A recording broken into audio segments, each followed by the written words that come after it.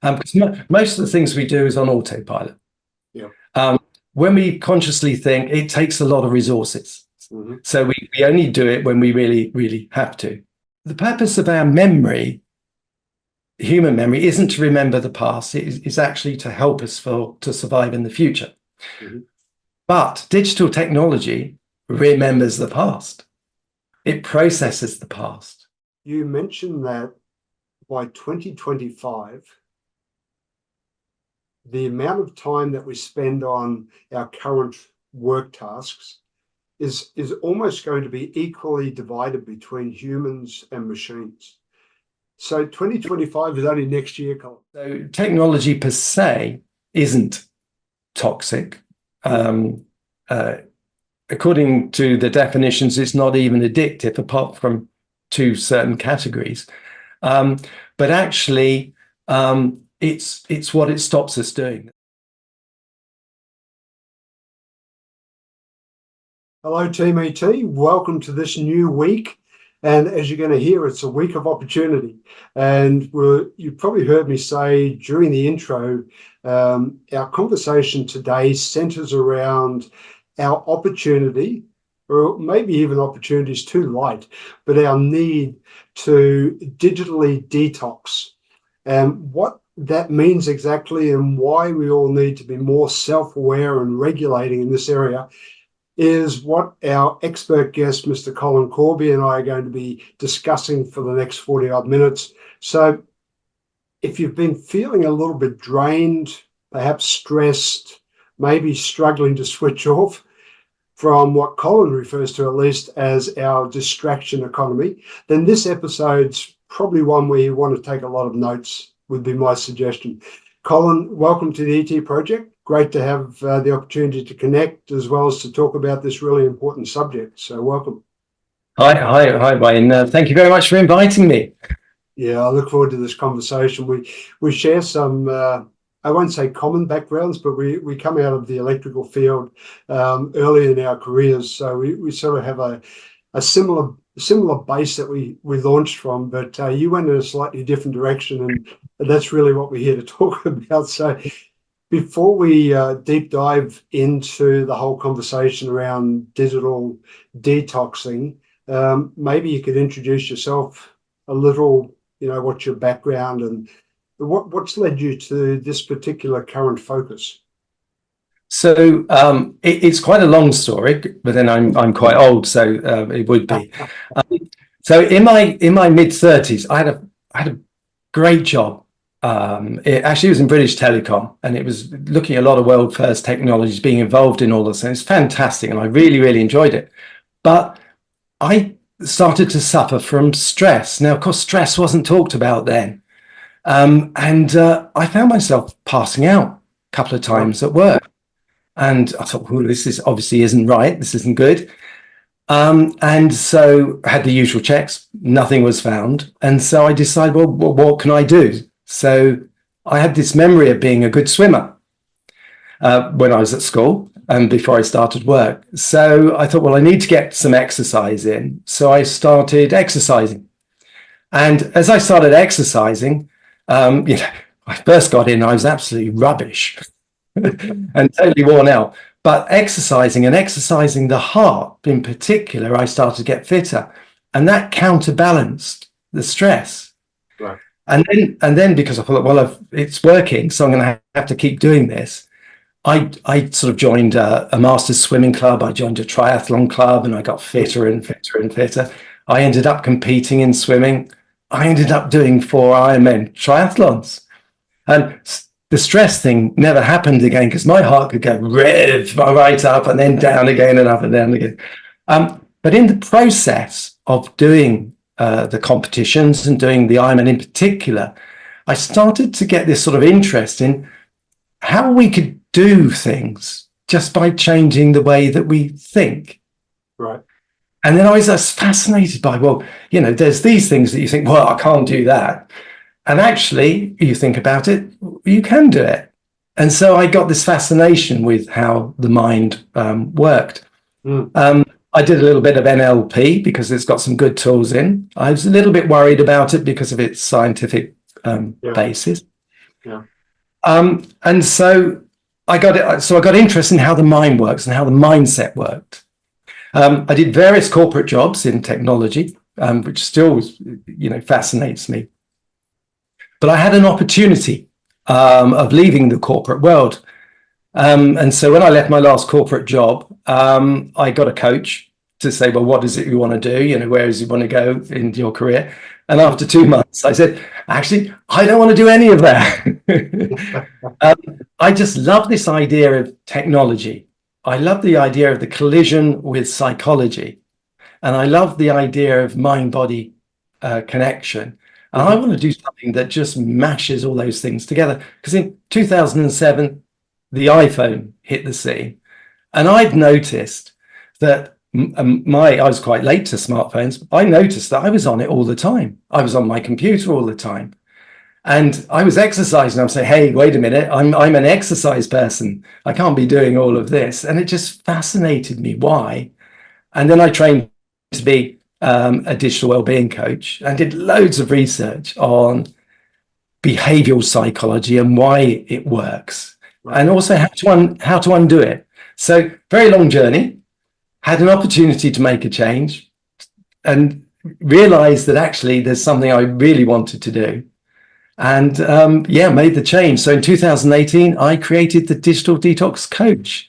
And I've been on the journey ever since. And I'm hoping the journey goes on for another 20, 30 years. Very good. You talked about the collision between technology and psychology, and I'm quite fascinated by that. Can you sort of broaden that a little bit? What exactly does it mean to, looking at that intersection, I guess, between the two? Yeah, well, there's lots of things that come into play because everything's complex. Nothing is ever simple. So we're holding a smartphone. The smartphone uses a lot of brilliant marketing tricks, but they work better because they're right in front of us. They're with us. They're traveling with us. Yep. And if you stimulate the brain with lots of exciting notifications, pictures, the intrigue of whether something's new, then basically you can start to and you create an environment where the person's not necessarily thinking about the next thing they're going to do. Right. Because most of the things we do is on autopilot. Yeah. When we consciously think, it takes a lot of resources. So we only do it when we really, really have to. Yes. But most of the time, we work out of habits on autopilot. And smartphones in particular, and our screens, work on this principle. They can distract us. And let's face it, we have evolved to be distracted. It's a really critical evolutionary survival skill. Okay, being focused is predominantly a learned skill. Right. I mean, how long did it take us to be able to read? I mean, in our school days, it wasn't a quick process. Exactly. So we're designed as biological animals to be distracted, and technology was sort of harnessing all of this with the benefit of being with us all the time. And having some really interesting and great apps, because boring apps wouldn't work, and they're incredibly successful at doing that. And everybody knows about the rabbit hole of scrolling and social media and all the rest of it. And the thing is, we're all involved. No, we have to be connected to live in the modern world. So we're all impacted. There aren't any exceptions. Willpower, it's not gonna hack it. Right. Interesting. I listened to a TED talk that you and I think a colleague of yours, Anna Smith, gave around losing your identity or losing our identity to technology. And you have some great points in there. I encourage everyone to listen to it. But could you perhaps give some detail about what you mean by losing your identity or our identity? So the TED talk was was a great opportunity. My colleague Anna Smith, she's based in the US, in Texas, and I've been collaborating for a long time, for a number of years. In fact, I met her on coaching courses, and we've done lots of stuff together. It starts with me looking at a future scenario, but based on the technology that's available today, and just pushing the boundaries. Right. But one of those boundaries ideas was that with generative AI, it doesn't matter that it's not really intelligent. It doesn't matter that it's doing lots of calculations and we use the wrong words to describe it. It doesn't matter. It's how we perceive it that matters. So with the amount of processing power now, we can perceive a digital assistant as being our best friend. So it's all about this idea of outsourcing. So we're outsourcing things. We're creating intermediaries. And the classic example, later on, as I mentioned, I'll probably mention it, is because we now have the ability where we don't talk to people directly, physically, and interact with them. We use technology. We've been doing it for a long time. But now, they're not going to be our words necessarily that we're sending. So there's the intermediary, these assistants. And the purpose of our memory, human memory, isn't to remember the past. It is actually to help us to survive in the future. But digital technology remembers the past. It processes the past. And so actually, the first part of the TED Talk is that the technology will know you so well, it can be a better version of you online. And so your identity transfers to your agents and you're still in charge of them. You sort of give them an overview of what you'd like to do, what you'd like to say, and all those sorts of things.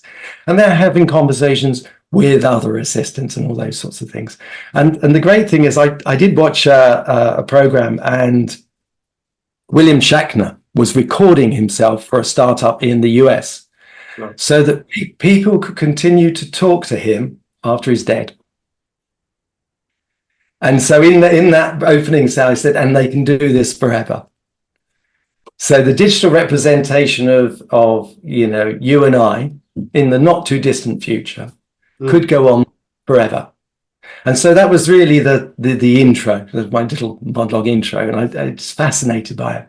And then we sort of dive into habits. We dive into what it is to be us, biological self, and why that's important.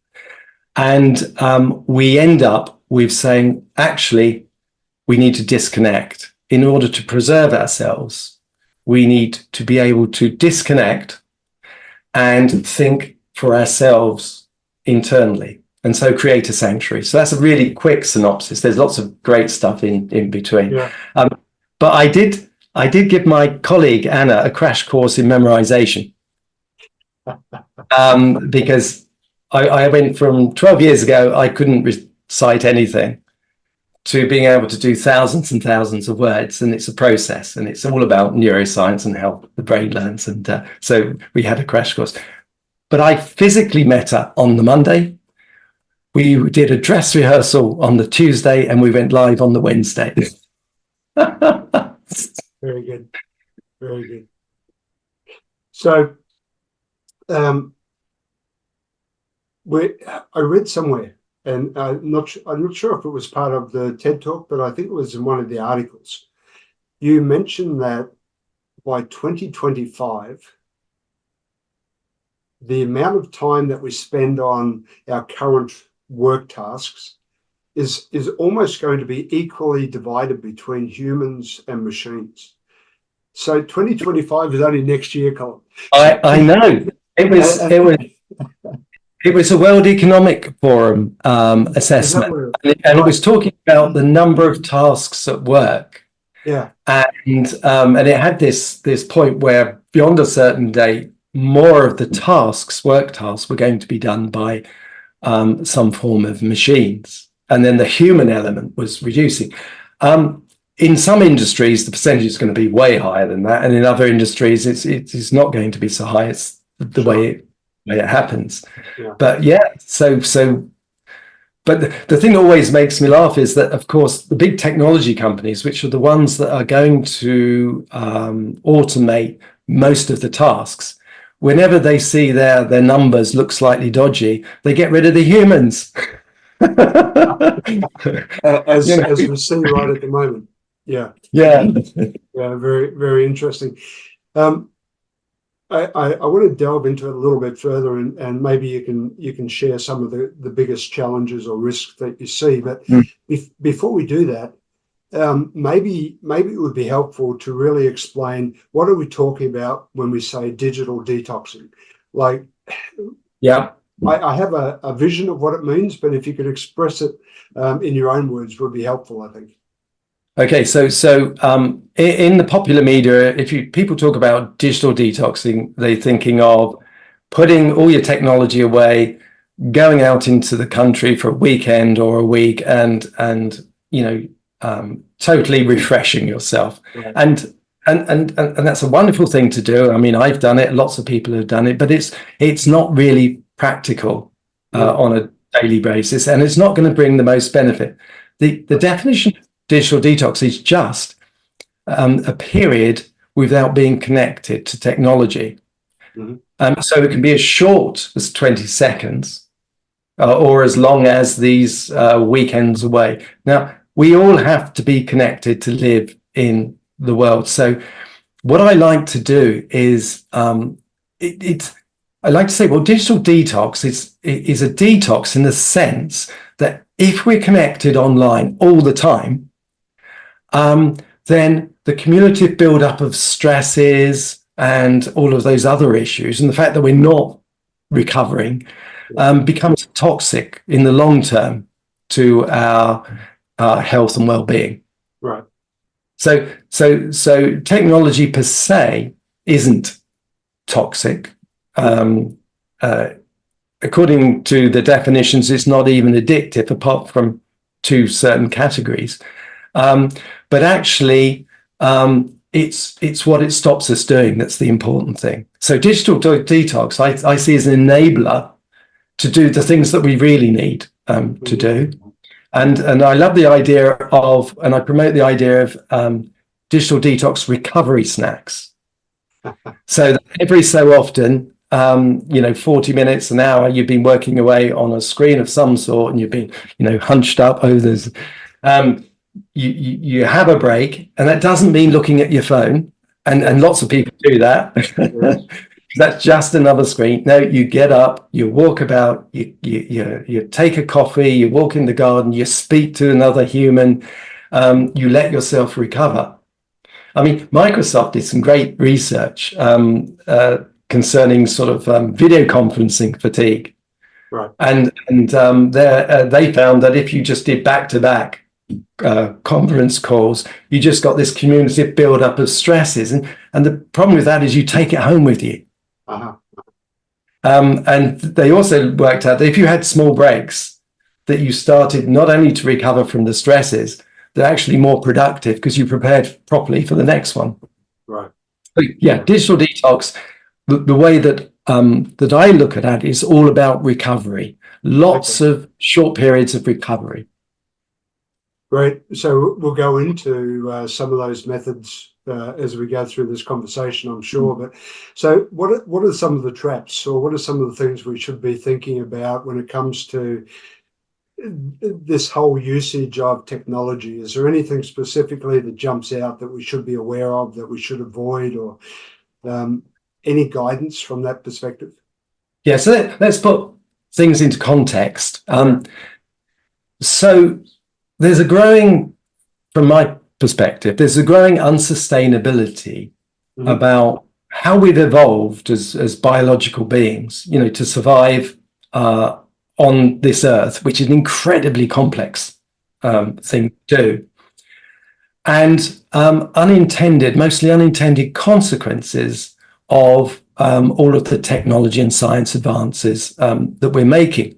And it applies to us as leaders, individuals, parents, children. It applies to everybody. So here, 4 examples of what I mean is predominantly if we're always online, we're always sitting down.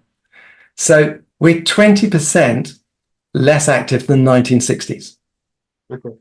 And that's predicted to get worse. And it's not just online technology, it's a trend that's been happening. It's been accelerated by online. So we've got a challenge to invest in moving about more and exercising. So that's an unintended consequence of the way that we're working. Right. The second example is being continuously bombarded with external stimulation. Doesn't give us time to think, to go inwards and think, and because the brain, certain parts of our thinking takes a little bit longer. So we tend to be, if we're not careful, followers rather than, creators. Yeah. So we have a challenge to regularly disconnect, to go and think for ourselves. There's an unintended consequence. Now, the third example is, and this one is worrying me slightly, is that we outsource knowledge and skills to technology because it's easier. It makes our life much, much easier. But in the process, we don't have those knowledge and skills internally. And when we want to think about things, problem solving and all those other things, we've got less to work on. Now, we know the example of sat-nav, that if you constantly use sat-nav and you say turn left, turn right, you remember the instructions, you remember where you were and where you've got to, but you don't necessarily know how you got there. Whereas if you use a map, research has shown that actually you get this spatial awareness of where you are. So if there is a traffic jam, or if you don't have your sat-nav or the battery's gone or whatever, you stand a chance of being able to navigate. But there's also, I like to refer to the airline automatic pilot problem. Right.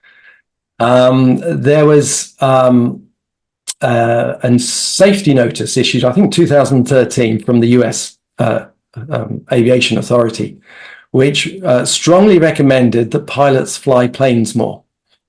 Okay. Because the crash investigations had established that the autopilot, if the situation becomes too complex, it hands over to the pilot. Okay. But the pilots weren't necessarily doing enough real flying, and they didn't have enough time to recover the planes. So if we outsource too much, then our ability to see the big picture, to be creative, diminishes. And we can see that going to happen more and more with AI. Right. And the last example is we're more connected, Yes. as a people than ever before in history. But according to the US Surgeon General's report, we've got an epidemic of loneliness. And with the widespread adoption of generative AI, then that's only going to increase the use of technology. So we ought to use the capabilities that we've got as additional, not a replacement, because we've evolved to be social animals. Yeah. And if we don't have that physical and social connection, then that's detrimental to our health. And there was a lovely study, it was in the media. There's an 85-year longitudinal study in the US about what's the best route to happiness and all that sort of thing, and long life. And they came out with connections, human connections, in this longitudinal study, and it's a wonderful thing. So there are these challenges just on those 4 examples. But yes. But the real big challenge is that all of these things are hard and they take conscious effort. Right. So that's really the context of the problem that we're trying to solve here. Wow. I mean, without painting a doom and gloom picture, I mean, that does paint that image, or that gives me the vision that we are headed down a path. Do you feel that it's already at that tipping point, or, are we still able to pull back from this?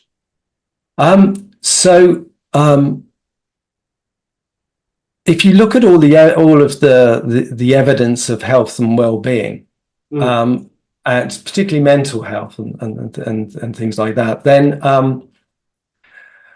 it's all pointing in the wrong direction. And it's complex. It won't be one thing. It won't be the use of online technology. It won't be ultra processed foods. It won't be higher pollution levels and all of those. It won't be it won't be just exercise, although exercise is the easiest thing to do something about. And a consequence of this is where we ought to be. Our quality of life should be better. We should be living longer. We've sorted out diseases, or many more diseases that we hadn't done before. We've got a load more to sort out now. That's not turning out to be the case. So we're heading in that direction.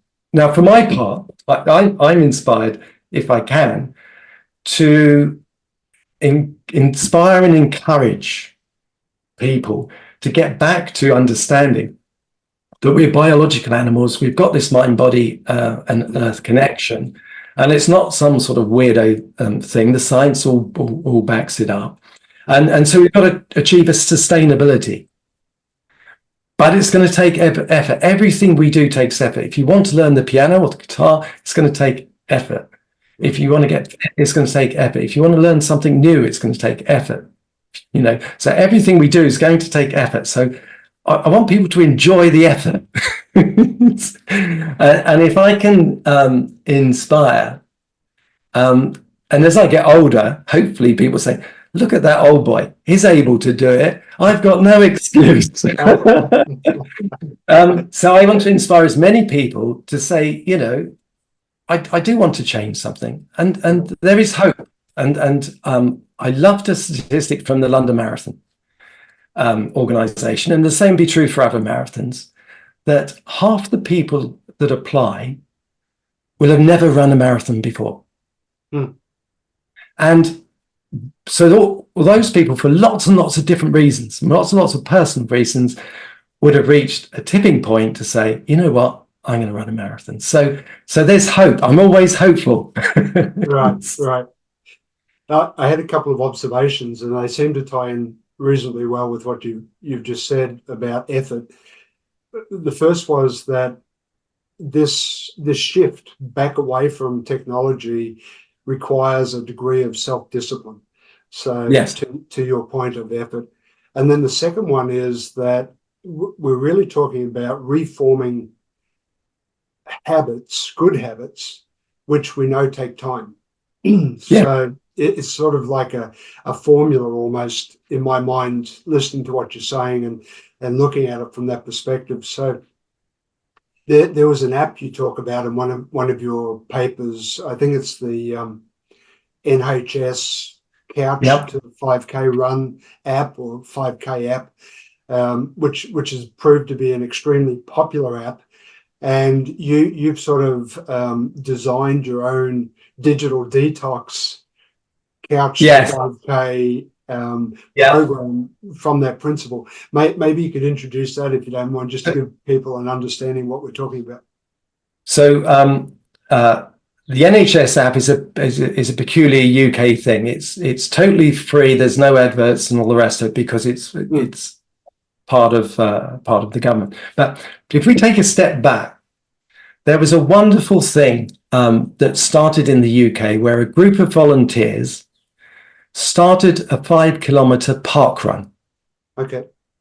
And anyone could come along. It didn't cost anything, and you could walk it, you could run it, you could do whatever. And then it started to spread to lots and lots of other parks in the UK. Now, I don't know the exact figures, but millions of people have done it. Hundreds of thousands of people do it every Saturday morning. Right. The idea spread. So in the US, there are some park runs as well. In other parts of the world, there's park runs. So there was this idea of anybody could get up off the couch and, if necessary, just walk 5 kilometers, and it was free. So the NHS app came on top of that and said, you know what, there's an opportunity of doing a 5K run now. And so with some personalities to help you, it takes you through steps of walk runs over a 9-week period, so that at the end of it, in whatever pace you can, you'll achieve your 5 kilometers. And it's available for everybody, and more or less everybody, and the people that I've known use it, think it's wonderful. So I thought, well, let's use that for couch the 5K. So I got a program. It's completely free. You can download it from the website. There's no tracking. I don't know you've downloaded it. So basically, there's 9 weeks. And so in here, there are a number of challenges that each week you build on. There's the one that I love is the Just One Thing challenge. And that's about week 7 or week 8, I think. Yeah, it's devilishly hard. And it means that you consciously think, you know what, pre-planning helps with habits, helps disrupt habits. So you decide in advance, I'm going to do just one thing. And then you go on to the app, and you're only allowed to do one thing, but you want to do more things. You want to dive in down the rabbit hole, but you can't. And then you have to come back away. So in my case, I love to check the weather because I'm obviously in England and we love to do that sort of thing.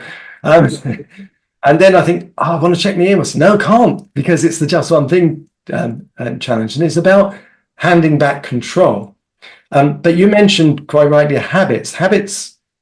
So when we start something, we have to consciously think about it. And that takes lots of resources, and it's harder to do if we're tired and all those other sort of things. But habits take anything from 60 days upwards to form. They form slightly quicker if you attach them to other habits. So yeah, there's a Just One Thing habit. There's another habit called the bookend challenge, which is the sleep one.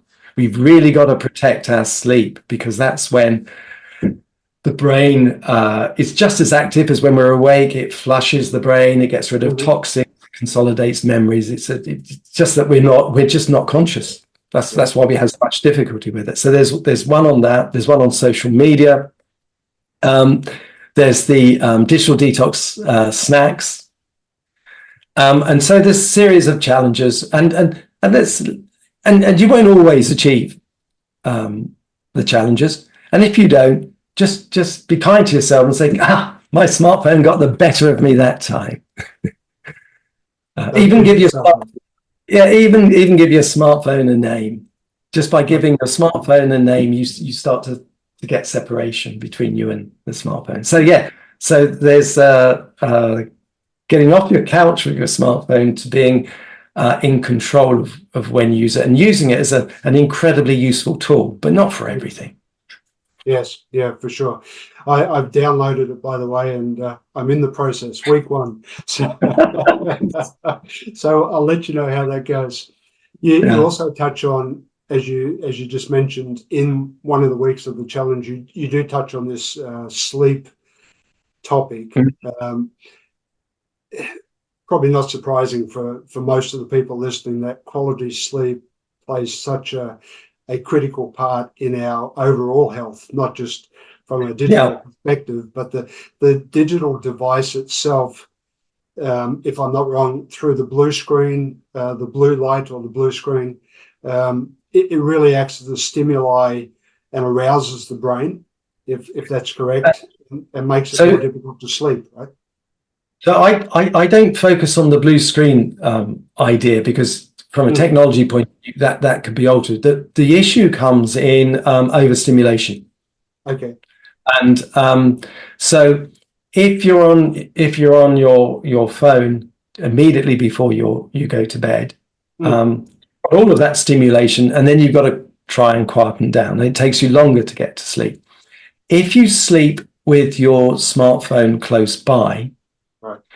then and you know, the same is true as if you've got a smartphone on a table or on your pocket. The mere presence of that smartphone takes some cognitive load.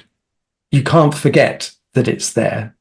It's close to hand, and there's been some great research about the performance of children in exams, and the ones with no phone present outperform the ones where a phone might even be face down. But if it's by the bed and you're using it for your alarm, then the fact that it's there, and then when you wake up at night, and the phone's there, it's pulling all the time. And the other problem with having the smartphone close to your bed is that when you wake up in the morning, instead of feeling refreshed and trying to work out what is it I really want to do today, what is my agenda, a lot of people pick up their phone and then their agenda is set by the news, which is always, you know, not good, or social media or something else. And you lose, etc. You lose the opportunity of setting your own course for the day. Yeah. Is there any recommended time juncture between when you want to be asleep and when you should put the phone away, or like, is that too prescriptive, or should you just try and leave it outside the bedroom? So there are two things. One is to stop looking at your phone, and I haven't seen any research to say it should be 30 minutes or 1 hour or 1.5 hours. But putting your phone and charging it in another room creates that physical barrier. You know, it's a lot of effort to get up in the night and go to another room to pick up your phone. Not to say that you wouldn't do that, but it's a physical barrier. But then you've got the problem is, but I need the alarm. Because one of the things our smartphones do so well is they encapsulate all the things we need to do in life, you know, from our bank, our contacts, and all those sorts of things. And I looked at that problem and I thought, well, okay, let's go back to an alarm clock. But actually, I've got one of these light alarm clocks where the light slowly increases, and then the alarm is, you know, can be waves, it can be birds, and all the rest of it. I love it. I think it's brilliant. So so if you're not going to use it as alarm, you're gonna have to put it away. But we know the presence of a phone is really pulls on us, because go to a restaurant nowadays, how many times do you see a couple together looking at their phones? Or families. So we know the pull effect of phones. Sure. You just have to hop on a train. I'm based in Shanghai, and you just have to get on the train, and everybody has their head in their phone. Almost the anomaly to see somebody with their head up looking around, right? So it's overtaken our lives, right? We just are constantly on. It is this idea of constantly being busy with an external activity. It means that we don't get a lot of time on our own, and then if we're on our own and there's nothing to do, we're uncomfortable. Yes. It's lots of research from Professor Gloria Mark on distractions and attention span, particularly with information workers. And I think the latest research is to say that our attention span on a particular screen now is down to 47 seconds. Whereas go back, 10 or so years, it was 2.5 minutes. So we're so used to being distracted that if we don't have any external distractions, we'll interrupt ourselves. And in her book, latest book, it had a reference to TV adverts. Right. It said, have you noticed that the shot changes in TV adverts are getting quicker and quicker and quicker? And that's to keep our attention. And so I started looking at some TV adverts, and yes, you get the shot of one scene, then the next scene they're getting into car, the next scene the car's arriving, the next scene they're in a room, and we're so used to being distracted now that our media uses that. But also in one of her studies, she convinced a company to switch off its emails for a day. Ooh. No being feet. And then she measured the attention span, and it went up. Emails are an incredible pull on our attention, it turns out, at work. It's an extremely interesting topic. I mean, we could dive into all of these things. I'm always conscious of time. So let's, if you don't mind, let's jump into the exercise area and talk about how that helps us to take back control. Now, you are extremely well versed as a Ironman triathlete, as a person. I believe, Colin, you're currently preparing for the 10.5 mile Lake Windermere swim in August. How's that going, by the way? Well, I was just before this call, I was training. I swam just under a couple of miles as part of the training. The other week I did some sprint competitions, so now I've switched now to longer distance. So training is going well, but this connection, we fool ourselves by thinking that the brain is somehow separate, a bit like a computer, and that we're running software, and we're fooling ourselves.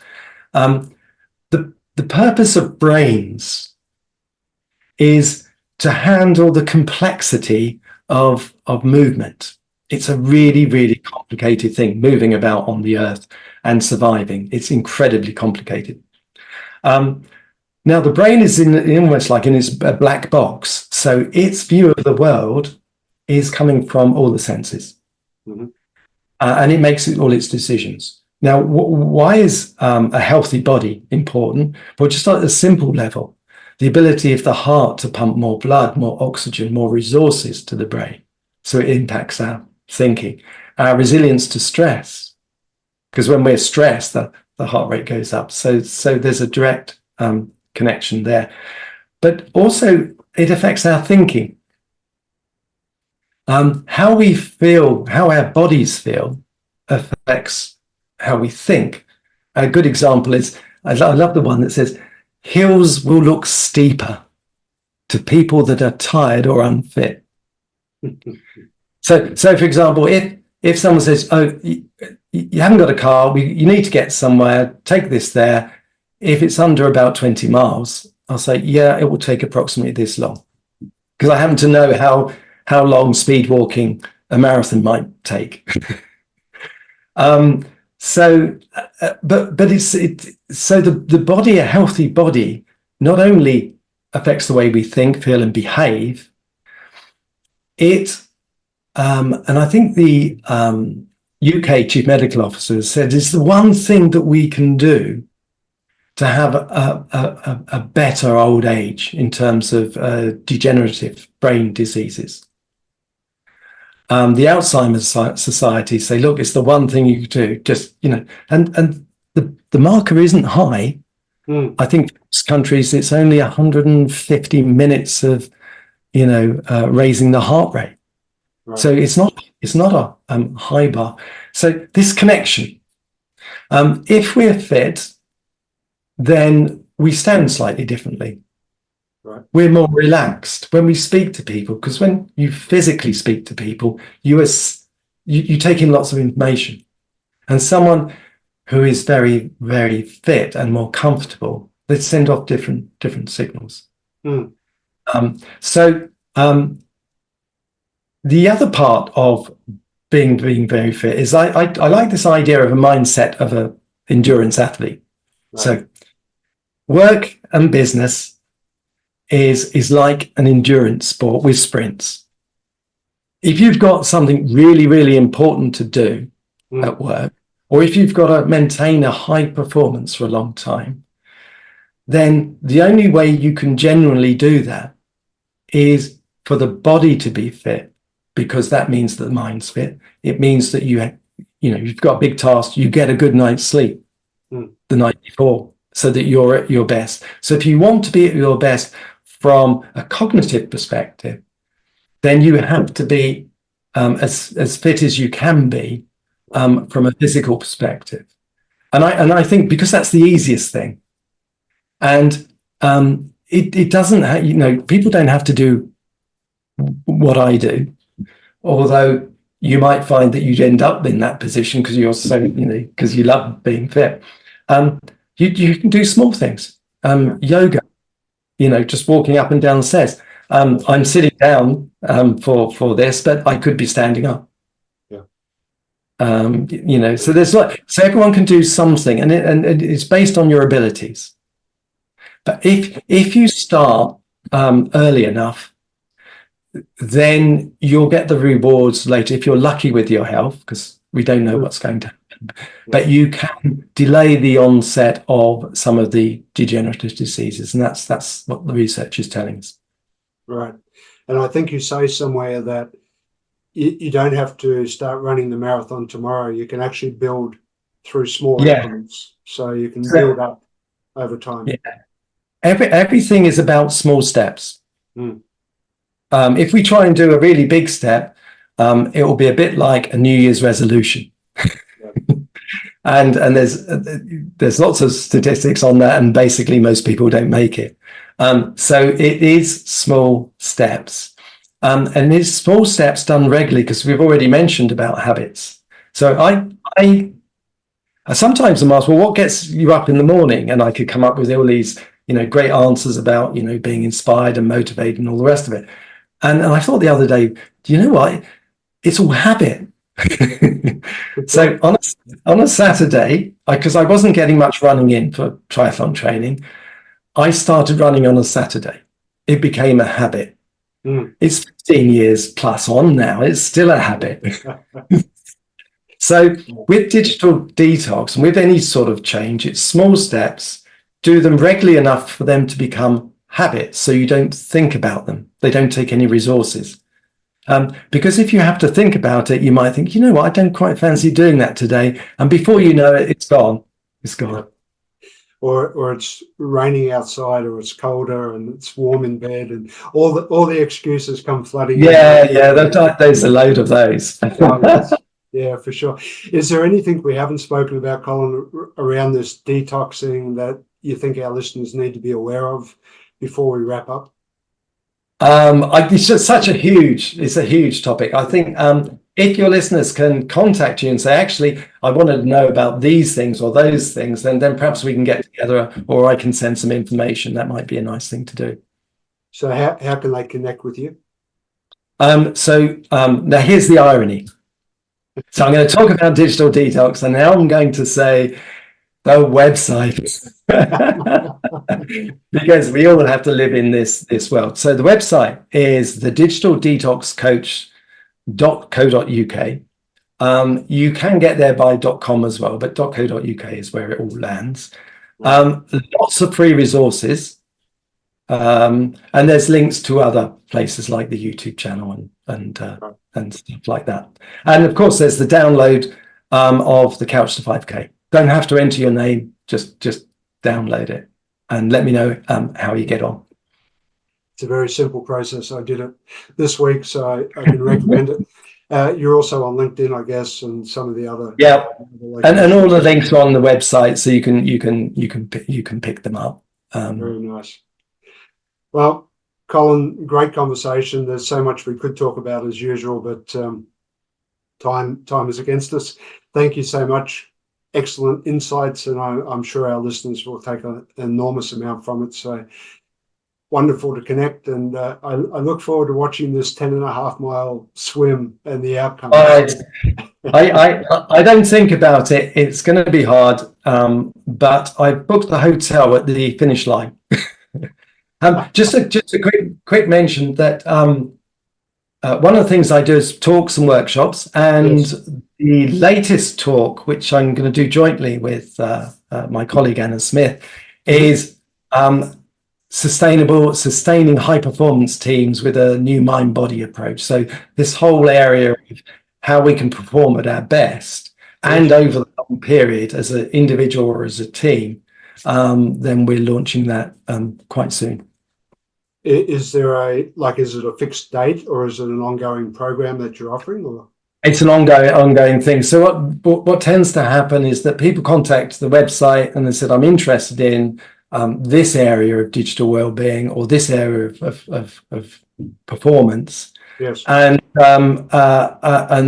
then we agree dates, because a talk could be any date, and workshop could be any date as well. Excellent.